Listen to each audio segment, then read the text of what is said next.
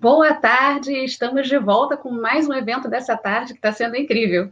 A todos que já estavam conosco e aos que estão entrando agora, sejam muito bem-vindos em nome do GEM, Grupo Editorial Nacional, e do GEM Educação, para mais uma oficina. Eu sou Ana Simões e apresentarei mais esse evento que faz parte do Congresso De Repente Professor Online, o novo normal do ensino superior. Bom, esse congresso é uma realização do GEM, Grupo Editorial Nacional, o maior grupo de conteúdo técnico, científico e acadêmico do país. Vocês já nos conhecem bem pelos selos de cada uma das nossas editoras: Atlas, Forense, Guanabara-Kugan, LTC, Método e outras. E você que já está online com a gente, não deixe de se cadastrar como professor no site do Grupo GEM. Os professores têm condições especiais para todo o nosso catálogo impresso e multimídia. E essa nossa próxima oficina tem uma perspectiva assim, ainda mais prática para fornecer ideias e ferramentas que ajudem a elaborar estratégias que potencializem a atuação de vocês como professores, gestores ou coordenadores. E, para mediar essa oficina, convido a editora-chefe da LTC, Carla Neri. Boa tarde, Carla. É uma honra ter você aqui conosco. Olá, boa tarde. Eu sou Carla Neri, editora responsável pelo Grupo GEM na área de exatas. Gostaria inicialmente de agradecer a todos pela presença na nossa oficina Como Implementar o Ensino Híbrido na Engenharia. Sejam todos muito bem-vindos. Né? Bem, como bem mencionou ontem na nossa palestra de abertura, o professor Celton Schier mencionou que o futuro é híbrido. E a gente já sabe que o ensino híbrido é uma das maiores tendências da educação do século XXI. Né? Então, para apresentar essa oficina, eu quero convidar aqui o professor Gabriel Elmo, nosso autor, e ele é um super entusiasta dessa metodologia, para que ele possa compartilhar com a gente um pouquinho da experiência de implementação do ensino híbrido no Instituto Militar de Engenharia. Tá? Professor Gabriel, seja muito bem-vindo. Ele é doutor em Ciências e Engenharia pela Universidade Federal do Rio de Janeiro, acadêmico de longa data do IME, onde leciona e também foi formado, foi diretor do Departamento de Ensino e pró-reitor. Possui experiência marcante em EAD, tendo desenvolvido cursos e ambientes virtuais nessa modalidade. É coautor do livro Uma Nova Sala de Aula é Possível, Aprendizagem Ativa na Educação e Engenharia, publicado pela LTC em parceria com a ABENS. Tá? Esse conteúdo tem apoiado docentes e instituições na transição, né, da sala de aula tradicional para uma nova sala de aula. Mestre, mais uma vez, seja bem-vindo, obrigada pela sua participação. Muito obrigado, Carla. Agradeço também à LTC, ao Grupo Editorial Nacional, pela oportunidade de expor aqui o meu trabalho. Gostaria de dizer... Tá certo. Eu gostaria de dizer também da minha satisfação, né, de estar falando hoje com um público tão seleto, né, tantas pessoas interessadas, e na maioria que a gente sabe, professores, né, pois são os professores, na minha opinião, uma das profissões mais fantásticas que pode ter uma nação, né, porque são os professores que ajudam a formar os médicos, os advogados, os engenheiros e também os professores, né. E agora, né, de repente, professor online, né? Eu vou aqui compartilhar com vocês a minha tela para começar. Maravilha. A mostrar, tá bom? Vocês estão vendo a minha tela, né? De repente, professor online. Então, como implementar o ensino híbrido na engenharia, como a Carla bem disse, né? Esse será o meu tema hoje aqui com vocês. Na verdade, né, já era uma tendência, não foi tão de repente assim, né? Isso já era uma tendência, todos nós professores já sabíamos dessa necessidade de mudar a sala de aula, né? Dessa sala de aula tradicional para a nova sala de aula. E levar o aluno, né, a ser mais entretido dentro de sala de aula, mais como protagonista, e ficasse com o professor a condução do processo. A gente já vinha sabendo disso, né? É que no momento agora, o que aconteceu? Fomos todos obrigados a fazer isso, de certa forma, né? Todo mundo foi julgado ao mar, né? Ou seja, não tem como, agora todo mundo tem que aprender a nadar, tá certo? Então, aqui hoje, o que eu pretendo com essa palestra? Eu não pretendo fazer uma palestra tradicional, né? É óbvio que no início eu vou ter que embasar um pouquinho sobre a metodologia, os métodos híbridos, né, que a gente já vem trabalhando há algum tempo, mas depois eu pretendo fazer uma coisa bastante prática, né, que eu mostre para vocês como realmente no dia a dia, e principalmente, eu vou focar bastante nessa pandemia, como é que a gente faz para montar, né, para implementar esse ensino híbrido no curso de engenharia. Tá bem? Então, eu começo mostrando alguns princípios que eu tive que implementar. Então, vamos lá. Uma nova sala de aula é possível, né? Esse é o nome do nosso projeto, certo? Que a gente criou o Sala 7 e começou a implementar isso no Instituto Militar de Engenharia. Bom, o que vem a ser o Sala 7, gente? É a sala de aula invertida, né? E os 7 princípios norteadores.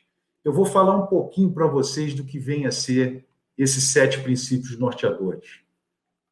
Bom, vocês notem aqui que os 7 princípios, o primeiro deles, né, é o poder da inversão, que é ele que permite que surja a metodologia híbrida, né? Quando você inverte, é simplesmente a sala de aula invertida, é você fazer com que o teu aluno ele receba o conteúdo com antecedência, tá certo? E como isso ele pode receber online, preferencialmente por vídeos, né, que a gente já vai falar dos poderes, o grande poder que os vídeos hoje têm nos jovens, né, em todos nós, e no final vocês notem que a gente já vai fechar aqui com o 7º princípio, que é o desenvolvimento de competências, né, que estão no centro da metodologia, que no final a gente tem que garantir tanto o desenvolvimento de competências socioemocionais como das competências específicas, certo? Passando pelo poder dos vídeos, como eu falei, o vídeo é um grande poder e uma grande tendência. Eu gosto sempre de citar o seguinte, o meu filho, o Felipe, que é o caçula,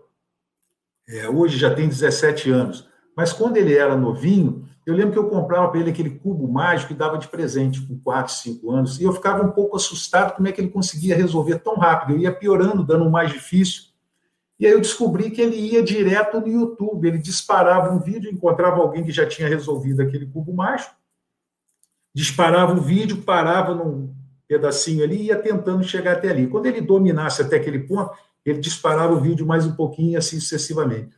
Então, vocês vejam que as crianças, né, os jovens, eles vão direto no vídeo, né? Eles gostam do vídeo. Então, o vídeo é uma tendência. Então, tudo que eu posso fazer com vídeo, eu tento fazer, porque eu sei que é uma tendência. A base científica nas engenharias também é um princípio fantástico, porque a base científica nos cursos de engenharia, né, os cálculos, as físicas, a termodinâmica, etc., as disciplinas que formam a base do curso, é como se fosse a fundação do edifício, né? Se você formou bem essa base, daí você pode construir o seu prédio que ele não vai cair. E aí a gente segue com conteúdo essencial, né? Sempre buscando o conteúdo essencial, com esses vídeos, né, que eu falei, e depois a gente vai construindo, né, em sala de aula o aprofundamento disso. Bom, aprendizagem ativa, avaliação contínua é um dos princípios que eu julgo mais importante, que o aluno vai estar sempre pronto, né, vai ao longo do período sendo avaliado, em todas as aulas, ele é avaliado de diversas formas diferentes. E, como a gente falou, desenvolvimento de competências. Bom, eu queria falar agora da sinergia que existe entre os 7 princípios norteadores que eu acabei de mostrar para vocês, são esses aqui, com os pilares das novas diretrizes curriculares para os cursos de engenharia, que vão ter que estar implementados até o ano que vem, né? Não sei se com a pandemia o pessoal vai ganhar mais um tempinho, né? Mas se vocês notarem bem, ela sólida, base comum, tem a ver com a base científica, metodologias inovadoras, que é igual ao princípio que a gente tem da aprendizagem ativa, ensino por competência, avaliação contínua do discente, que é o nosso 6º princípio. Então, existe uma sinergia muito grande. Bom, essa seria a estrutura conceitual da nossa sala de aula, certo? Da nova sala de aula. Como eu falei, a sala de aula invertida, né, que caracteriza o estudo prévio, é como se fosse a parte online da metodologia híbrida, onde o aluno recebe o conteúdo com antecedência. esse conteúdo a gente manda para o aluno em videoaulas. Isso eu estou falando da forma como eu venho fazendo, tá, gente? E com leitura programada. A gente indica, no assunto que ele estiver estudando, a gente indica as videoaulas e também a leitura programada, ou seja, as páginas do livro-texto que ele deveria ler, tá certo? Aqui você pode encaixar um fórum também, para tirar dúvida, etc. No momento aula, ou seja, aqui acontece em sala de aula, acontecia, daqui a pouquinho eu vou falar como é que vai ficar isso aí, como é que ficou na pandemia, né? Em sala de aula, a primeira atividade seria uma avaliação diagnóstica, que a gente vai avaliar como é que foi esse estudo prévio, perfeito? E aí é o seguinte, essa avaliação diagnóstica, geralmente a gente faz com um teste simples de mais ou menos 5 questões para 4 minutos cada uma, ou seja, em 20 minutos eu tenho a nota de todo mundo. A partir daí, eu já sei qual o percentual de erro e acerto de cada questão e posso trabalhá-las. Depois eu tenho uma série de atividades que eu vou mostrar para vocês durante aqui a apresentação, que é avaliação em times, estudo de caso, etc. E após aula entra com trabalhos colaborativos e avaliações também, que eu vou mostrar para vocês aqui na prática, como é que isso foi feito em sala de aula e no estudo online. Bom, como eu falei, a sala de aula invertida que estrutura a metodologia híbrida. Por quê? Porque ele aqui no estudo prévio, ele faz a parte online. E aí, no momento aula, ele tem a parte presencial. E esse percentual do que vai ser online e o que vai ser presencial, isso aí vai depender de cada disciplina, pode depender da infraestrutura que a instituição de ensino possa levar ao professor e aos alunos, certo? Então, agora eu vou passar a mostrar para vocês como implementei isso no Instituto Militar de Engenharia, tá? Bom, isso aqui é a cara de uma plataforma Moodle, tá? Um ambiente virtual customizado no Moodle, onde aqui tem um exemplo somente, que é uma disciplina de Fundamentos e Resistências Materiais, em que você tem aqui as 15 semanas letivas, a gente colocou aqui 15 aulas, certo? Em cada uma dessas aulas, se eu clicar, eu vou ter para cada uma dessas 15 que eu falei aqui, eu vou ter um momento pré-aula, um momento aula e um momento pós-aula. Aqui eu tenho a indicação de leituras, as páginas estão aqui, certo? As páginas que o aluno deve ler. Aqui os vídeos que ele tem para assistir. Então, nessa aula, ele teria 3 videoaulas para assistir. E aqui no momento aula, avaliação diagnóstica como primeira atividade. E aqui um desafio. E na pós-aula, como eu falei, temos avaliações e outros espaços. Aqui eu coloquei como é que são esses vídeos, né? Aqui somente um print de um vídeo de química, por exemplo. As nossas videoaulas que a gente tem utilizado são bastante objetivas, teoria objetiva, resolução de exercício, para deixar o aluno assim, eles adoram isso quando a gente resolve exercício, né, gravado para eles, é um exemplo muito interessante. Aqui temos uma aula de cálculo, vocês notem, a teoria sempre objetiva, aqui resolução de exercício, aqui nós temos a resolução de uma integral. E vocês notem que o aluno pode parar, pode voltar, assistir o pedaço que ele teve dificuldade. Aqui uma outra aula de cálculo. Aqui mostrando um pouquinho como é que seria a nossa avaliação diagnóstica, né? Aqui, as 3 primeiras questões, eu costumo trabalhar com 5 questões e dá 4 minutos para cada um. Ele faz as continhas no papel e tal, pode responder no celular, ou no laptop, ou no tablet, tanto faz, tá? E aí, depois de 20 minutos, eu tenho um relatório, né? Eu tenho um relatório aqui, uma turma que tinha 51 alunos. Está vendo aqui? Esse relatório foi para 51 alunos. Foi uma turma minha de fenômenos de transporte. E esse teste online, essa avaliação diagnóstica, vocês notam aqui, questão 1, 2, 3, 4, 5, um relatório simples. O primeiro aluno aqui, Matheus, a gente não identificou o aluno por razões óbvias.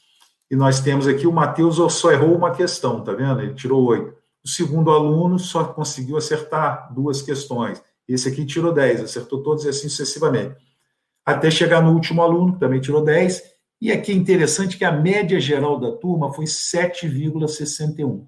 e aqui eu tenho a média por questão. Vocês notem que cada questão vale 2 pontos, então a média das questões foram muito boas. Só me saltou aos olhos a média dessa primeira questão, que foi 0,98, que me sugere aqui que mais da metade da turma, né, um pouquinho mais da metade, errou essa questão. Então, essa é uma questão interessante para eu trabalhar com eles no quadro, mostrar como é que se faz, tá certo?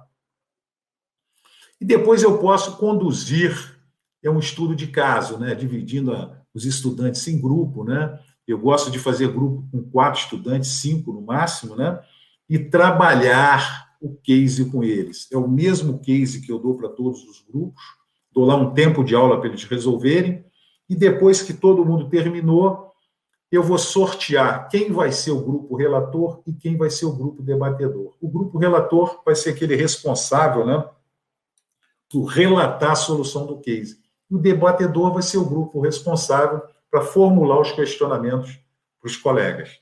Tá certo? E uma coisa interessante aqui é o seguinte, que no grupo relator, eu vou sortear somente um dos 4 alunos, que vai lá na frente expor, e só pode expor com 2 ou 3 slides no máximo, vai expor a solução do case. Por que que a gente faz isso? Para desenvolver a habilidade dele fazer em público. E vocês notem que quando a gente também faz com que eles trabalhem em grupo, nós estamos desenvolvendo a habilidade socioemocional de trabalhar em equipe, né? E é uma coisa que tem sido bastante interessante, né? Porque isso aí vai sendo conduzido em várias disciplinas. Então, isso ao longo de 3, 4, 5 disciplinas, ou seja, em 3, 4 períodos, os alunos desenvolvem sobremaneira essas habilidades. Na pós-aula, a gente também pode ter avaliações, etc. Eu já mostro uma aplicação interessante, que é essa daqui. Na pós-aula, a gente pode lançar um desafio, eles resolvem isso no papel, tiram uma foto com o celular e depositam aqui, ó, a resolução deles. Eles tiram a foto e depositam a solução. Isso é uma coisa que a gente tem usado bastante. Aqui alguns relatórios de acompanhamento. Aqui em cada linha dessa eu tenho um aluno, eu evitei colocar o nome do aluno aqui, e vocês notam aqui estão todas as atividades. Eu posso acompanhar, por exemplo, que esse primeiro aluno aqui, ele fez praticamente todas as atividades. E aí esse aqui, ó, vou aumentar um pouquinho, botando uma lupa, você nota que esse aluno aqui deixou de fazer algumas atividades, né? Então você pode acompanhar de perto. Então, esse ponto que vem agora é que eu queria me ater mais com vocês hoje. Que como ficou esse planejamento, né, na pandemia, né? Eu vou mostrar para vocês o que a gente fez nesse período. Bom, o planejamento na pandemia, ele, na verdade, o estudo prévio ficou muito parecido. A gente continuou indicando para os alunos videoaulas para eles assistirem e aquelas leituras programadas que eu mostrei ali. Tá certo? No entanto, mudou um pouquinho porque eu não tinha aula presencial. As aulas presenciais passaram a ser na videoconferência. E eu vou mostrar em detalhe como é que eu mantive a interação com os alunos nessas videoconferências, tá?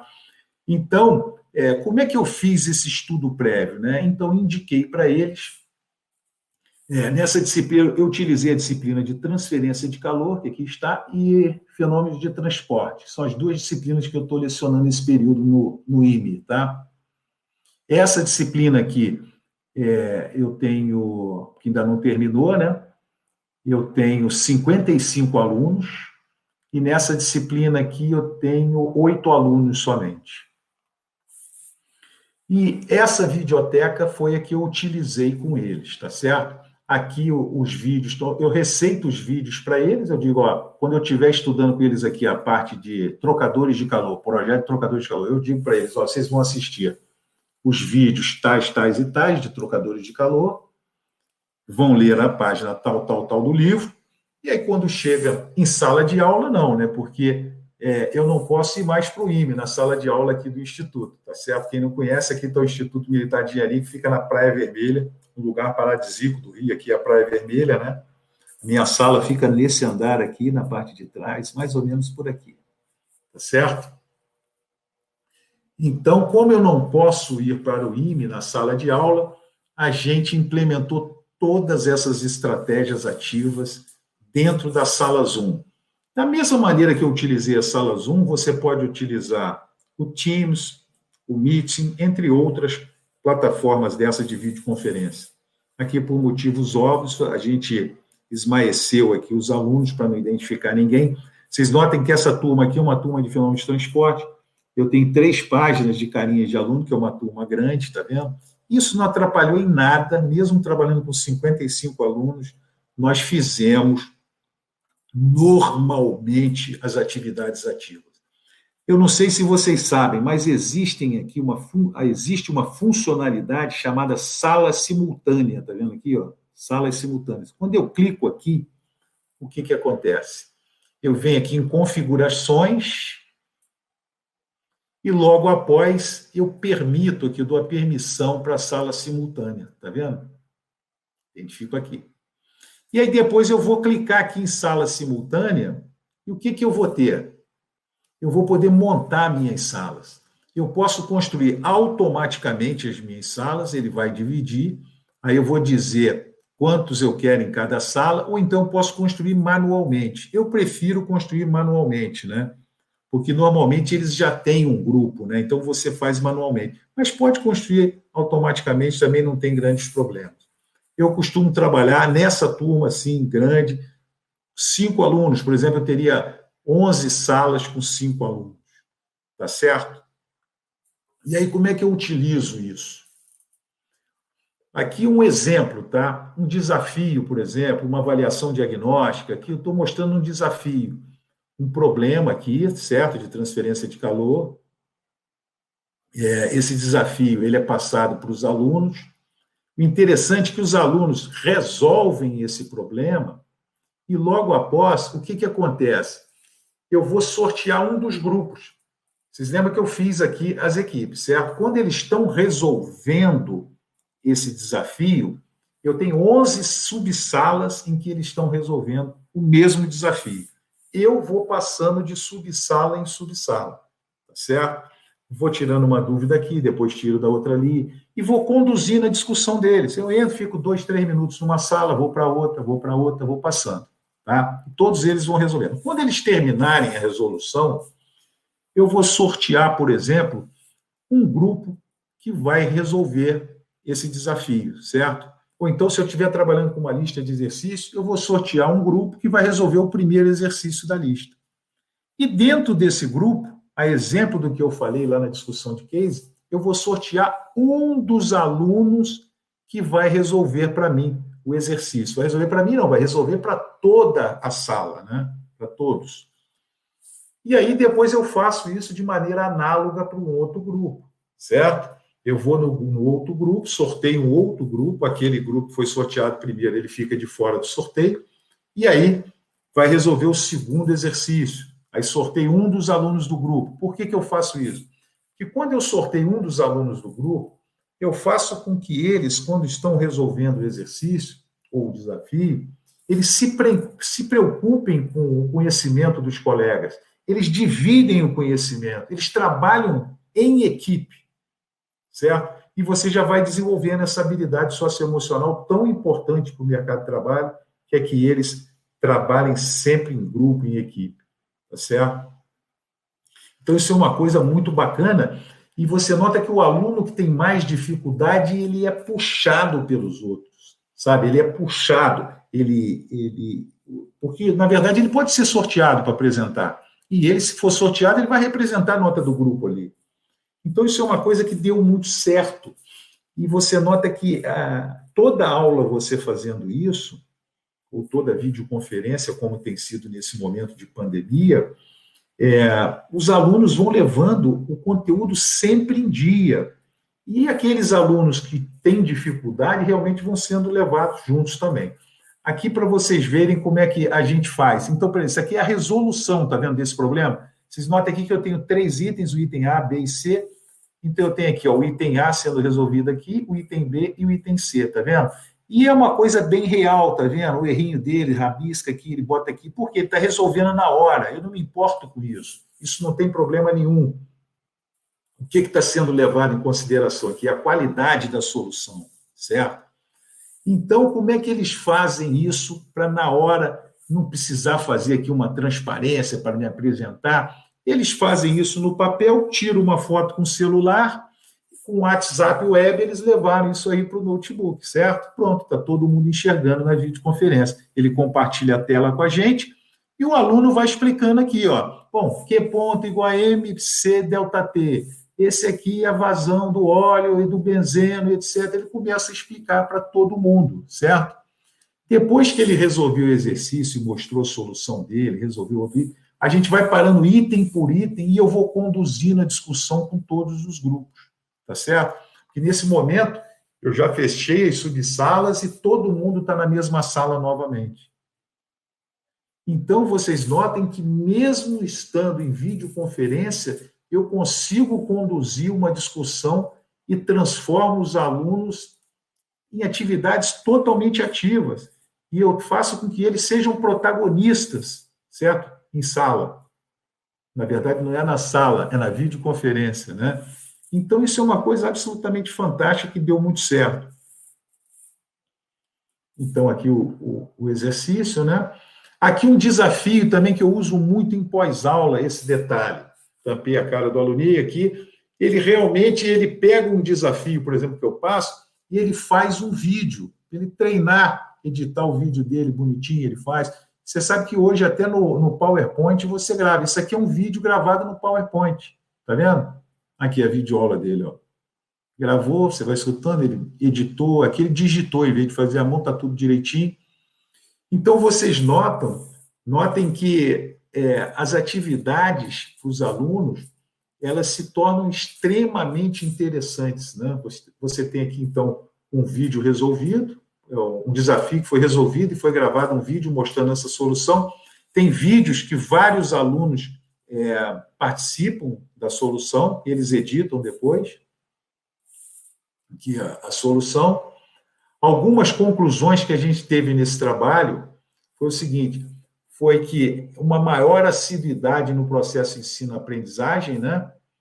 Maior desenvolvimento de atitudes e habilidades, porque eles passam a trabalhar em equipe, né? Passam a falar em público, eles vão se acostumando com isso. A metodologia está aprovada pelos alunos, né? E agora eu pretendo validar isso com o mercado, né? Quando eles chegarem lá, para a gente poder fazer uma pesquisa, para poder validar como é que estão essas habilidades, esse desenvolvimento das habilidades deles, se eles estão notando essa diferença. Eu botei em vermelho aqui, porque isso a gente pretende ainda fazer essa validação. Outra coisa interessante é que a gente teve um melhor rendimento por parte dos alunos e houve também uma otimização de espaço acadêmico, que não tem necessidade, né? Esse slide é da época que eu estava fazendo ainda a discussão em sala de aula, né? Eu tinha um momento online e a discussão em sala de aula. E mesmo naquela época já tinha otimização de espaço acadêmico, que nem sempre o aluno está em sala de aula, ou seja, tem aquele momento que ele está fazendo o estudo prévio, aí você não precisa da sala de aula, ou seja, você tem uma otimização do espaço. Com a pandemia, então, ficou tudo online, né? Aqui eu mostro algumas palestras que a gente fez aí no Brasil, fizemos em torno de 60 palestras, né, em várias instituições, palestras, oficinas, e sempre buscando a metodologia híbrida, né? Aqui as oficinas com os professores, oficinas práticas. Aqui foi um evento muito bacana com Jonathan Bergman, que é o pai da metodologia da sala de aula invertida, o americano John Bergman, né? Vocês notam que essa metodologia que a gente mostrou, ela tem uma forte influência, né, do Jonathan por conta da sala de aula invertida. E é isso, gente. Chegamos ao final e eu queria agradecer e estou aberto a perguntas.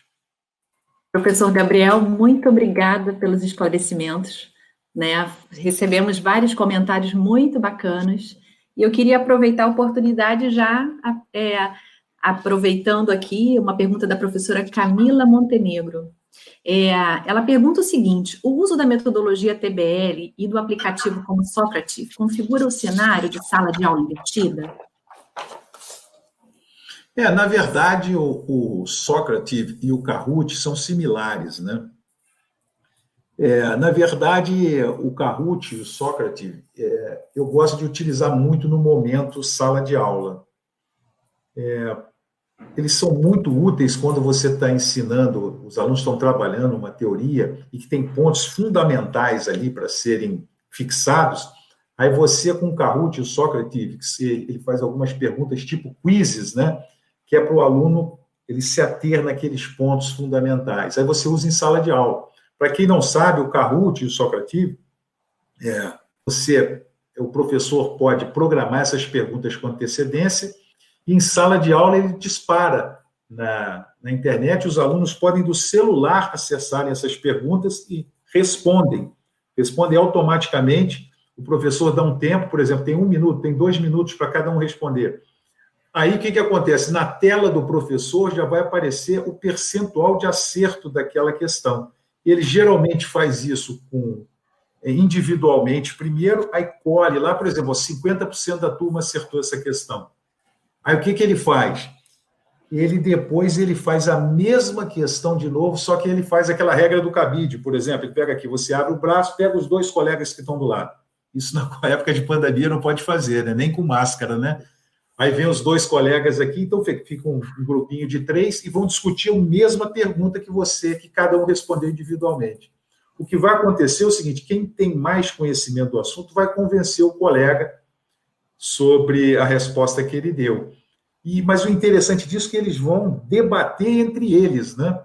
E esse debate é interessante, que tanto é que quando responde ao professor, passaram 2 minutos e tal, agora vamos fazer de novo. Aí todo mundo responde, aquilo vai para 99% de acerto. Ou seja, os que sabiam mais, que tinham mais conhecimento, passaram o conhecimento para os outros com mais dificuldade. Então, eu acho que tanto o Kahoot quanto o Socrative, eles são mais para serem utilizados no momento aula, né? Pode ser utilizado também na videoconferência, mas é no momento em que o professor está conduzindo a aprendizagem. Maravilha, mestre. E uma outra dúvida aqui do professor João Neto, a pergunta dele é a seguinte: qual a adesão dos estudantes nas atividades pré-aula, né? Como incentivar os estudantes para que eles realmente participem dessas atividades? Excelente questão. Você sabe que no início a gente quebra a cara até aprender como fazer, né? São vários anos fazendo e você vai aperfeiçoando a tua metodologia. Isso, na verdade, é uma das grandes dificuldades. Como fazer com que os alunos façam, de fato, o estudo prévio? Isso aconteceu comigo, não sei se vocês viram. Tem aluno que chega lá na avaliação diagnóstica e estava tirando nota baixa, certo? Aí ele vai entender o seguinte: para todo estudo prévio vai existir uma avaliação diagnóstica no momento aula, certo? Ou na aula remota, certo? Então, ele vai começar a se preocupar e vai fazer o estudo prévio. Porque se ele não fizer, ele vai mal, ele vai ter uma nota ruim naquela avaliação diagnóstica. E tudo isso conta, né? E uma outra coisa importante é o seguinte: ele vai começar a prejudicar os colegas. E depois a gente vai ter uma discussão em grupo de um case. O que vai acontecer? Ele vai estar sem conhecimento ali numa discussão de case, e aí vamos supor que ele seja sorteado, como eu falei ainda há pouco, sorteado para apresentar a solução do case. Imagina a dificuldade que ele vai ter, ele vai afundar a nota do grupo. Ou seja, vocês notem que o aluno que tiver com esse pensamento, ou ele vai sair, ele vai desistir, ou ele vai tentar acompanhar, vai fazer força. Lembra que eu falei que ele vai ser puxado pela turma? É exatamente isso que acontece. Muito bom. Mestre, a outra questão aqui, mas eu acho que o senhor até respondeu parte dela, é que se por acaso o aluno não conseguiu entender realmente o conteúdo, porque a gente sabe, né, temos muito perfis, vamos dizer assim, diferentes de estudantes. Então, é uma pergunta nesse sentido, se ele não entendeu, como você faria nesse sentido? Então, na verdade, não sei se ficou claro, logo num dos primeiros slides eu mostrei que tem um fórum, né? Esse fórum ele pode colocar lá dificuldade, ele pode estar assistindo a videoaula, na pré-aula ele ficou com uma dúvida. Ele tem um fórum, ele vai trocar ideia com os colegas, o professor pode mediar esse fórum, entrar lá e tirar uma dúvida. Então, é dessa forma, né? E, na verdade, a dúvida é extremamente positiva, ele ter a dúvida. O fato de ter dúvida já é uma coisa fantástica. Ele chega na aula, aquela dúvida dele vai ser tirada. Imagina, o aluno já vai para a sala de aula, poxa, eu já tenho uma noção boa do do assunto, mas eu tenho essa dúvida, essa e essa, eu tenho que tirar isso daqui, eu já vou com isso anotado, ou seja, eu já tenho uma necessidade, eu vou para a aula com aquela necessidade de tirar aquelas dúvidas, né? Então, eu julgo que até isso é uma coisa boa. Legal. E olha que bacana, eu estou adorando, gente. Várias perguntas aqui, isso torna o nosso encontro bem produtivo, né?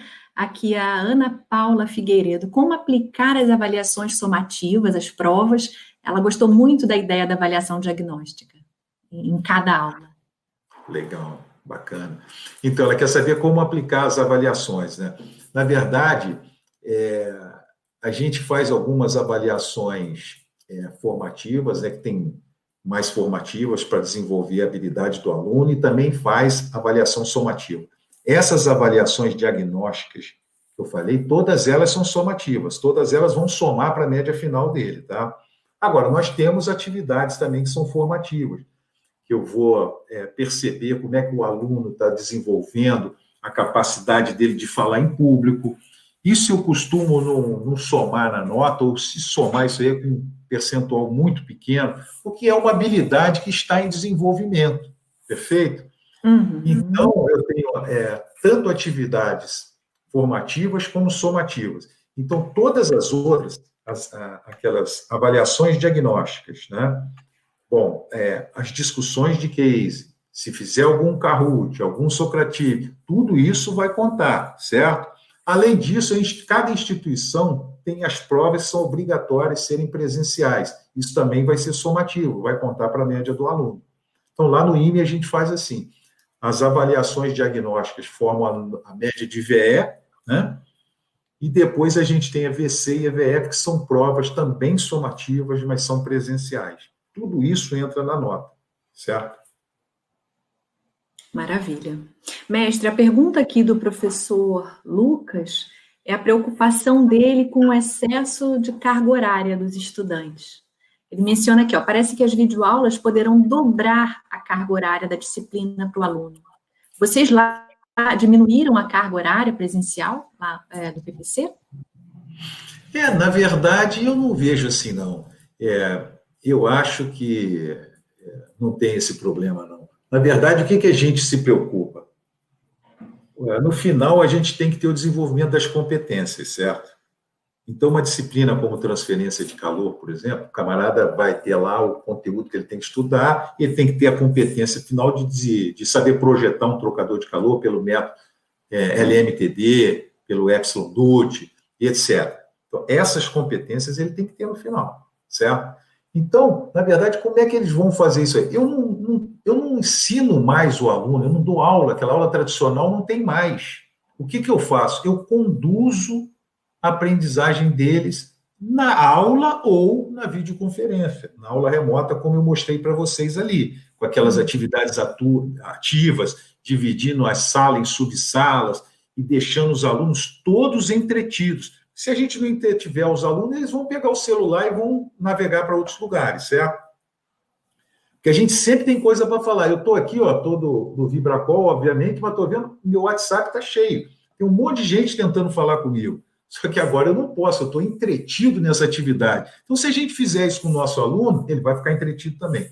Mas respondendo a sua pergunta, é o seguinte, para mim, a carga horária, ela continua a mesma, só que ela muda. Em vez de eu ficar lá escrevendo no quadro, então projetando slide, ficar ensinando a teoria para o aluno, o que vai acontecer? Mudou, eu não vou perder mais o tempo fazendo isso. E depois deixar o aluno quebrar a cabeça sozinho para resolver os projetos, os exercícios, etc. O que eu faço? Na videoaula, ele vai assistir o conteúdo, vai anotar suas dúvidas e vem para a sala de aula. Aí eu vou conduzir a discussão com eles. O que acontece é o seguinte, não é necessário você ter todas as aulas. Vamos supor que a tua disciplina tenha 3 horas semanais de aula. O que você faz? Você, numa semana, você faz o estudo prévio, então ele não precisa estar em sala de aula. Aquelas 3 horas vão ser dedicadas para ele estudar, para ele assistir os vídeos, para ele fazer a leitura programada. E aí, na outra semana, obviamente, ele vai para a sala de aula, você vai conduzir a discussão. Então, está vendo como é que você não aumenta a carga horária? Maravilha. Professor, e olha que legal, aqui é uma pergunta interessante que é até uma dúvida minha também, um complemento, né? A professora Clarice Porto, ela menciona assim, bom, nas aulas online todos ficam com as carinhas ativas, o senhor mencionou na sua apresentação, enfim, mas quantos alunos tem na turma? E talvez essa pergunta seja mais ou menos em relação às instituições, né, diferentes, em relação a perfis de instituições. Então, por exemplo, no IME, né, que é uma instituição que tem um número menor de estudantes. Será que as instituições com números maiores, com mais estudantes em sala de aula, conseguem realmente esse resultado de sucesso? Olha só, excelente questão a sua, tá? O que eu te digo é o seguinte, eu tenho uma turma que é uma turma pequena, com 8 alunos, esse semestre, e tem uma outra turma com 55 alunos, que é essa turma de fenômeno de transporte, porque é uma disciplina que tem 5 habilitações dos cursos de engenharia assistindo junto. Essa disciplina ela é obrigatória para todas as habilitações, né? Então, é o 8 ou 80 aí, né? Eu consigo trabalhar com metodologia ativa nas duas turmas, na pequena e na grande, tá? Eu acho que dá para fazer. Por quê? Porque você consegue dividir em subsalas, e você vai pulando de subsala em subsala. Então, se você tiver, por exemplo, uma turma de 60 alunos, você pode quebrar em 12 subsalas de 5. Eu acho que dá para você pular em 12 subsalas, fica 2 minutos numa, na outra, você vai conduzindo a discussão, certo? Agora, sobre o perfil do aluno do IME, o que eu digo para vocês é o seguinte, essa é uma pergunta frequente que acontece nas palestras que eu sempre tive ministrando, o pessoal fala, poxa, mas fazer isso no IME é fácil, né?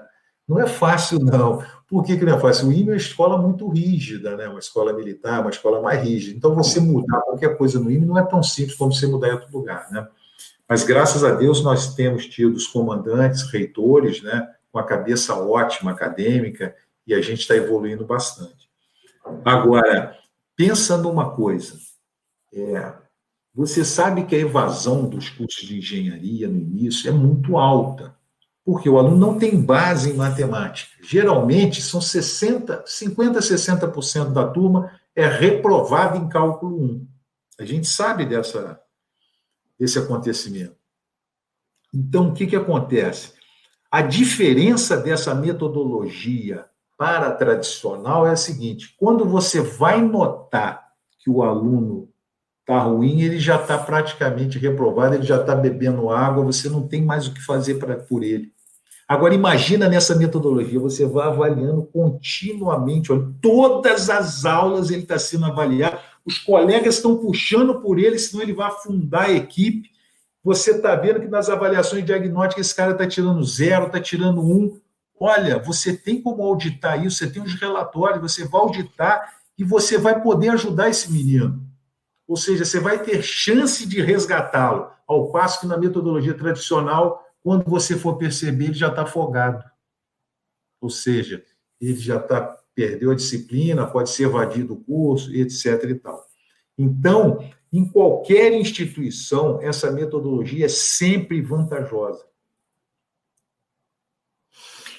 Mestre, o senhor está mencionando em relação à metodologia da sala de aula invertida, mas na sua avaliação vamos dizer assim, o único modelo, é o modelo ideal para o ensino híbrido? Na verdade, é o seguinte, você nota que essa metodologia que eu mostrei muito objetivamente, né? Mas se você perceber, a sala de aula invertida é a introdução do método, que a gente chamou de sala 7, né? Tem os 7 princípios norteadores, estavam naquele círculo. Ele é simplesmente o primeiro princípio, o fenômeno da inversão. Ou seja, o aluno recebe o conteúdo com antecedência para depois vir para a discussão com o professor. Aí, nessa discussão com o professor, eu posso utilizar o TBL, Team Based Learning, posso utilizar o PBL, posso utilizar qualquer metodologia que eu quiser, tá certo? Então, o professor, de acordo com a disciplina, ele vai agregando ali as atividades que melhor lhe convier, certo? Então, a sala de aula invertida, na verdade, na minha opinião, tá? Ela sempre tem que estar presente na introdução do método, né?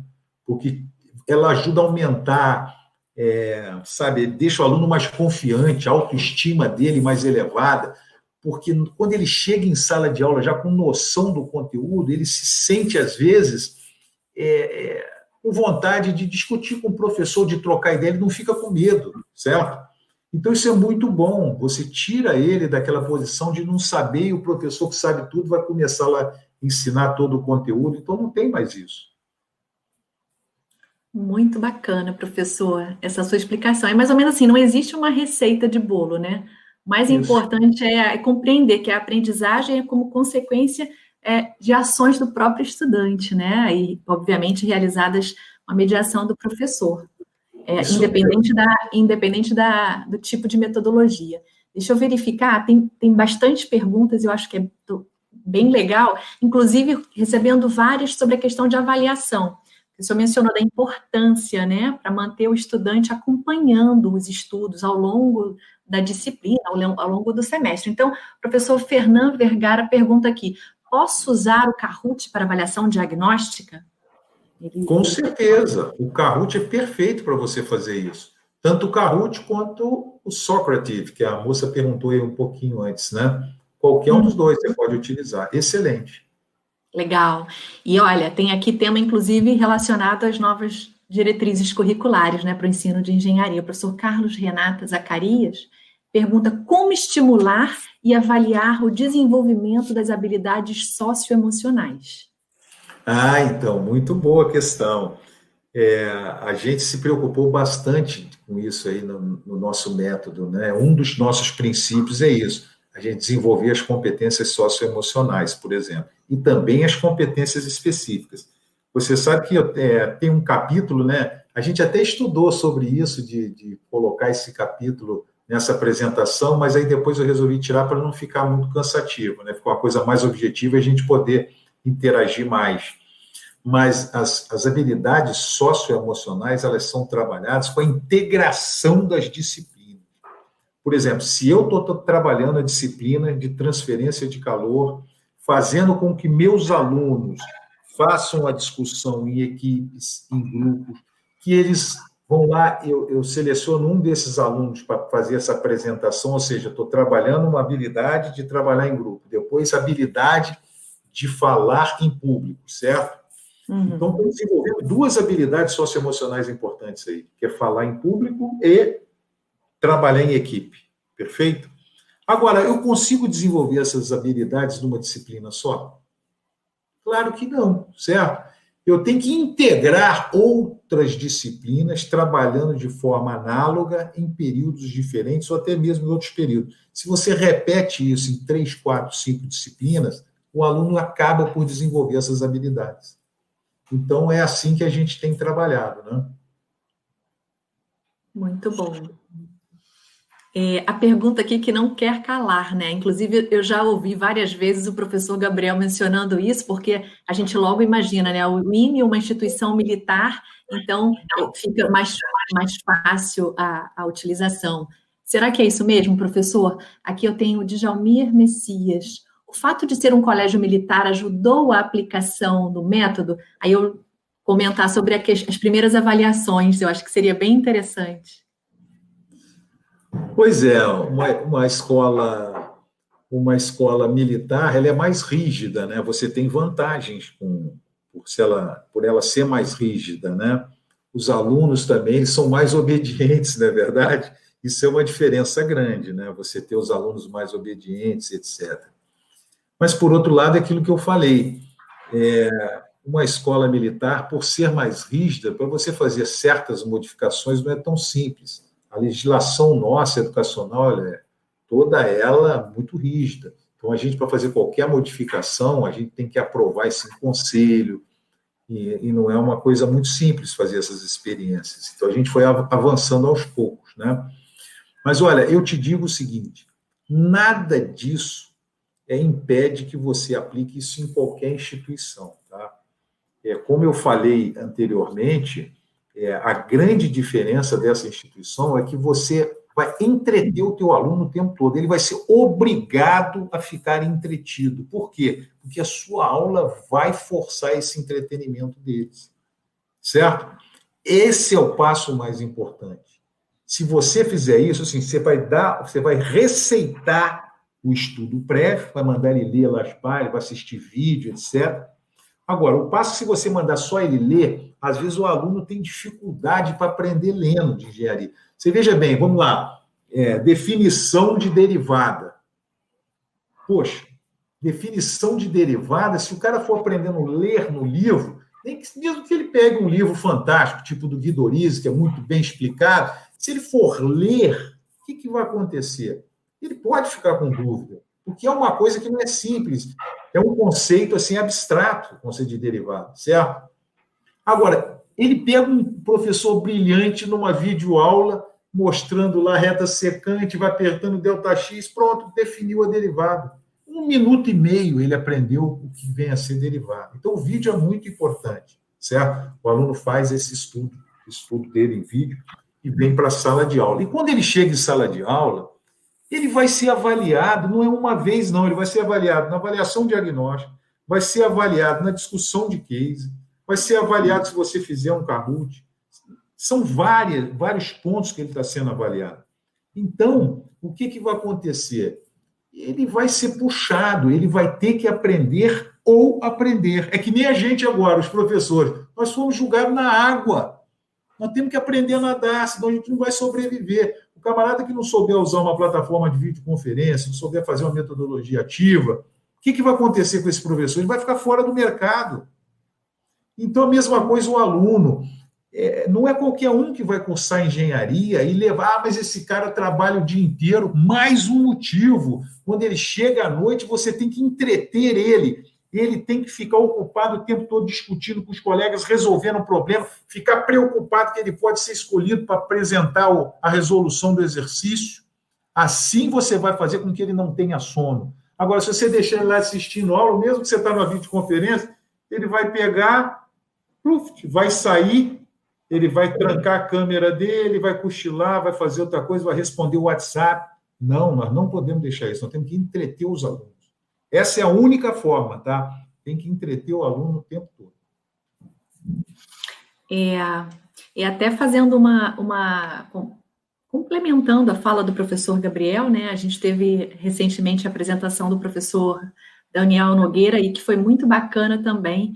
E ele falou nesse sentido, quando tem os estudantes que são trabalhadores, enfim, estudam à noite, e ele mencionou a possibilidade da inclusão de uma atividade pequena, né? 2, 3 perguntas, mas já mantém o estudante conectado, né? Engajado. Esse acho que é o principal ponto, né? Mestre, vamos lá. Aqui o professor Fábio Teles pergunta como foi o processo de transição do ensino tradicional para o ensino com metodologias ativas no IME, tá? Que tipo de preparação é necessária para essa migração? Existe alguma metodologia a seguir nesse sentido? Então, a pergunta completa essa, né? Essa é bem completa. Eu vou falar uma coisa para você, Fábio, né? Então, Fábio, tem uma coisa aí que, por incrível que pareça, é bem complexa, que é o docente. Nem todos os professores acreditavam. Então, por isso que eu falei lá no início, de repente, professor online. Não foi tão de repente assim. A gente já vinha sendo avisado, todo mundo sabia que essa metodologia da sala de aula tradicional ela tinha de mudar. Por que ela tinha que mudar? Porque o acesso à informação e ao conteúdo agora é universal. O cara no celular aqui, ele pega lá, o professor fica botando teoria no quadro, ele vai lá, ele vai pegar isso aqui, ele vai se desinteressar para a aula. Então, um dos motivos mais fortes foi esse. O cara hoje tem o conteúdo, né, de forma universal pela internet. Então, isso fez com que mudasse. Então, a gente já sabia disso.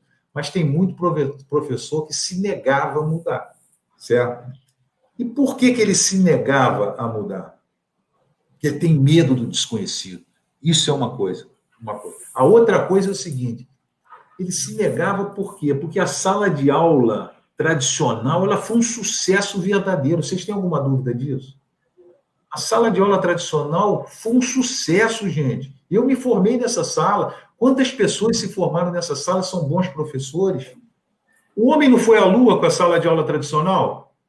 Quantas obras maravilhosas, quantas doenças foram criadas, processos, equipamentos. Você entende? Então, quer dizer, a sala de aula tradicional ela foi um grande sucesso. E você mudar uma coisa que é um sucesso, não é simples, concorda? Então, Por isso que eu falei, quais foram os passos? Um passo fundamental aí é a capacitação docente. Porque se você não capacitar o professor, ele não vai mudar, certo? A não ser que aconteça uma pandemia, né? Porque aí ele vai ser obrigado, porque senão como é que ele vai fazer, né? A pandemia acelerou esse processo. Então, como tem sempre uma coisa ruim, tanta coisa ruim, né? Muita gente morrendo, mas teve essa coisa boa, né? Que a gente foi atirado na água e os professores estão tendo que aprender a nadar. Então, Fábio, eu acho que um dos passos mais importantes, eu acho que começa com a capacitação docente, né? Tem que se capacitar o professor nessas metodologias. Você vê, as instituições hoje, todas elas têm uma assinatura bacana de uma biblioteca digital, isso facilita que você faça em todas as disciplinas, por exemplo, a tua disciplina, não sei qual é, mas, por exemplo, cálculo, aí você vai lá, bom, aqui a leitura programada para esse primeiro tema aqui, você vai dizer o que o aluno tem que ler, então você tem na sua biblioteca digital, que a sua instituição assina, por exemplo, diversos livros, você vai selecionar lá aqueles livros que eles devem ler naquele tema. Hoje temos várias videotecas, eu, por exemplo, uso uma videoteca muito bacana também nas minhas aulas, então isso facilita demais a vida do professor. Você vê, eu não quero mais saber do modelo antigo, eu acho muito mais interessante agora, você entendeu? Conduzir uma discussão com a minha experiência do que ficar lá ensinando tudo. Não, deixa ele aprender na videoaula e eu vou conduzindo a aprendizagem dele, conduzindo a discussão. Então, é o seguinte, eu acho a parte mais importante é o seguinte, a instituição comprar a ideia, né? Ela assinar essas bibliotecas, assinar essas videotecas, ou seja, essas ferramentas, os professores terem acesso às ferramentas e, a partir daí, os professores vão implementando a sua metodologia híbrida, que no caso da engenharia vai ser sempre híbrida, né? Porque nós temos aulas de laboratório que vão ter que funcionar presencialmente, né? Então é isso, eu diria que o passo mais importante seria a parte docente mesmo, preocupar com a capacitação docente. Maravilha. Mestre, e muita gente aqui querendo saber sobre estágios e práticas, como fazer? Então, essa é uma parte que eu não falei na minha palestra, que tem a ver com as novas diretrizes curriculares. Tem uma parte que eu sempre coloco nas palestras, é o seguinte, as habilidades socioemocionais a gente desenvolve daquela maneira que eu falei, né? Integrando as disciplinas com aquela metodologia ativa que os alunos vão desenvolvendo essa habilidade de trabalhar em equipe, de falar em público, entre outros. Aí é o seguinte, como desenvolver as habilidades específicas de cada curso. Por exemplo, o curso de engenharia mecânica e engenharia química. Vamos falar um pouquinho da disciplina que eu falei, transferência de calor. O camarada tem que saber projetar um trocador de calor, tá certo? Bom, para projetar um trocador de calor, você tem o que dentro do trocador de calor? Você, além de ter troca térmica, ou seja, você tem que ter transferência de calor e massa. Você tem o quê? Movimento de fluido ali dentro, ou seja, mecânica dos fluidos. Então, já tem transferência de calor e mecânica dos fluidos, duas disciplinas. Mas eu tenho ali, eu posso ter um fluido que pode estar mudando de fase. Opa, termodinâmica. Mas pode ter ali algum perigo de vazamento, corrosão, etc. Você pode botar físico-química, corrosão, etc. Ou seja, você está vendo que eu estou falando para desenvolver uma competência no projeto de trocador de calor, eu estou falando de 4, 5 disciplinas. Ou seja, eu estou falando de um eixo de disciplinas para desenvolver competências naquela área. Esse eixo de disciplinas você pode fazer com as caixinhas separadas das disciplinas ou você quebrar a divisão entre as disciplinas e você deixar os conteúdos se misturarem e o aluno só estudar aquilo que é necessário para desenvolver o projeto dele. Também pode, tem gente que está fazendo isso. No IME, o que a gente faz? A gente mantém as disciplinas, trabalha com os eixos e depois tem um problema integrador, que no caso aí do trocador de calor, para desenvolver a competência. Aí, quando o camarada está no problema integrador, eu vou chegar na sua pergunta agora. Quando o camarada está no problema integrador, o mais interessante é que esse problema integrador ele não seja feito somente pelo acadêmico, seja feito pelo pessoal que está lá no chão de fábrica, no mercado de trabalho. E esses caras lá da fábrica também contribuem, inclusive, na avaliação do aluno. Tenham visitas lá, eles podem fazer um curso rápido lá dentro. E vocês sabem que pelas novas diretrizes curriculares, esses cursos e essas atividades extensionistas no chão de fábrica, etc., elas podem contar na carga horária do curso, tá certo? Então, vocês vejam a importância disso. Você ter um eixo para desenvolver um eixo de disciplinas ou conteúdos para desenvolver uma certa competência, com a participação do setor produtivo, inclusive ajudando na avaliação, com atividades externas e etc., que é o que você falou, de estágios, atividade. É aí que funciona. Com as novas diretrizes, esse tipo de coisa vai poder acontecer direto. Em todos os eixos de formação, você pode imaginar atividades extensionistas que façam sentido no desenvolvimento de competência do aluno. Tá certo? Maravilha. Bom, eu vou agora para a nossa última pergunta, tá? Professor Gabriel, fechando aqui com chave de ouro, a professora Marcileia Neiva pergunta: o ensino híbrido é o futuro da educação? Olha, eu acho que sim. Na verdade, não deveria nem ter essa divisão, né, de EAD, presencial. Você sabe que o ensino híbrido nem existe isso no Ministério da Educação, essa nomenclatura, né? Na verdade, hoje, mesmo com o tradicional, o ensino já era meio que híbrido, concorda? Porque dificilmente você tem alguma disciplina acontecendo sem alguma atividade online hoje em dia. Os professores já começaram a usar, certo? Mas o que eu queria dizer com isso é o seguinte: não faz sentido a gente ficar falando, poxa, em percentual. Eu sei que o MEC se preocupa com isso. 30% EAD, 40%. Agora o modelo é o seguinte: 40% EAD, 60% presencial para o ensino híbrido, para não precisar, enquanto não tem nenhuma legislação vigente, está podendo trabalhar 40%, 60%. Mas, na minha opinião, tem que quebrar isso, tem que quebrar.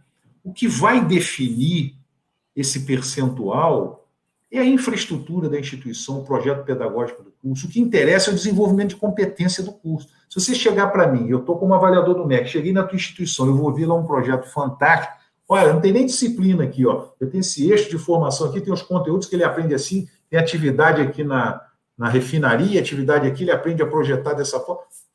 Olha que coisa fantástica. Vem cá, e sala de aula, teve quanto? Quase nada ou nada. Não interessa, ele está sabendo fazer.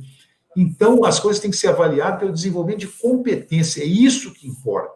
Então, o percentual que é à distância, que é presencial, na minha opinião, isso tem que ser relaxado ao longo, isso vai tender a ser relaxado ao longo do tempo. Isso eu tenho certeza absoluta que vai acontecer. Então, na verdade, você veja que tudo que a gente está falando é o quê? É a hibridização do ensino. Que, na verdade, se o que vai definir cada projeto pedagógico, você vai ter um percentual à distância e um percentual presencial, nós já estamos falando naturalmente que os cursos vão ser. Ainda mais engenharia, medicina, direito, esses cursos mais pesados, eles tendem naturalmente a esse modelo. Muito bom. Professor Gabriel, super obrigada por compartilhar com a gente a sua experiência de forma tão detalhada. Gratidão por isso. Eu queria também agradecer a todos os professores e professoras presentes aqui com a gente nesse tempo. Essa garra por aprender e compartilhar conhecimento realmente são fonte de inspiração para mim, né? Como editora que tem uma missão de apoiá-los, né, e produzir conteúdos que realmente façam diferença na educação. Muito obrigada a todos. Eu passo a palavra agora, Ana, muito obrigada. Olá, pessoal. Nossa, a gente é que agradece. Obrigada, professor Gabriel. Obrigada, Carla, por nos conduzirem nessa oficina sensacional, enriquecedora, num momento tão desafiador, né, para professores, para estudantes. Bom, obrigada pela audiência de todos vocês também até agora, pela participação no chat ao vivo, que foi, nossa, fundamental para o sucesso aqui da nossa interação.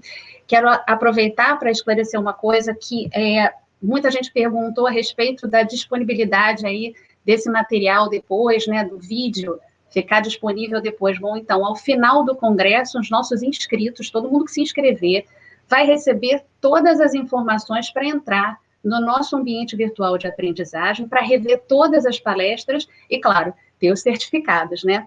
Então, mais uma vez, obrigada pela audiência de todos vocês aqui. A nossa tarde juntos, lembrando, não terminou, tá? Daqui a pouquinho, 10 minutos, às 16 horas, 4 da tarde, a gente vai começar uma oficina muito legal com o professor João Correia, da Estácio de Sá, sobre o tema como implementar metodologias ativas na área da saúde. Então, gente, não sai daí. Gente, conteúdo de qualidade que faz a diferença.